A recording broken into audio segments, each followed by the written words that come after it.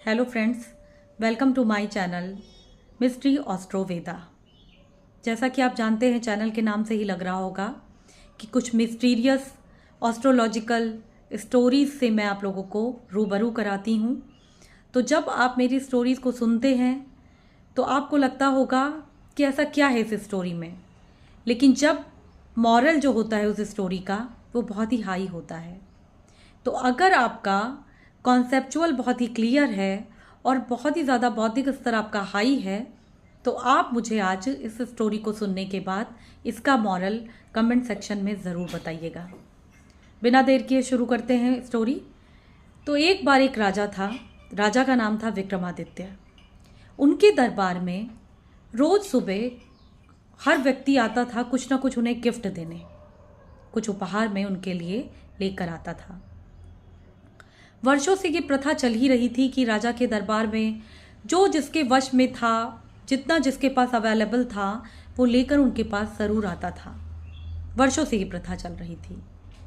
एक दिन की बात है कि राजा विक्रमादित्य के दरबार में एक संत आया।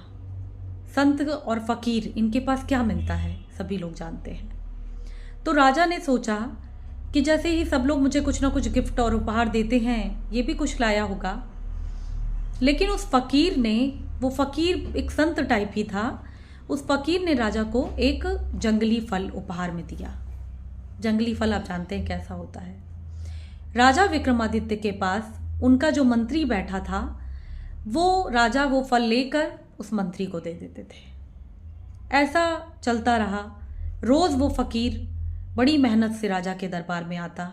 जंगलों में रहता था वो, और जंगलों से गुजरते हुए वो राजा के पास बड़ी मेहनत से, बड़े प्रेम से वही जंगली फल लेकर आता था।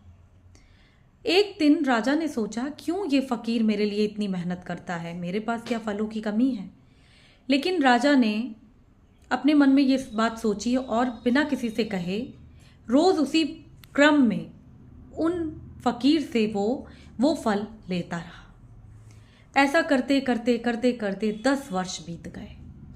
10 वर्षों तक राजा का भी यही काम था, उपहार लेने का, और उस फकीर का भी यही काम था, उपहार देने का। लेकिन वो उपहार कभी बदला नहीं।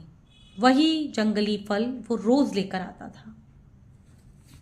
एक दिन राजा ने वो जंगली फल उस फकीर से लेकर एक बंदर को दे दिया। राजा का वो पालतू बंदर था। वैसे तो राजा रोज उस फल को मंत्री को दिया करता था, लेकिन उस दिन उसके दिमाग में आया कि फल ही तो है, बंदर खा लेगा। बंदर को उन्होंने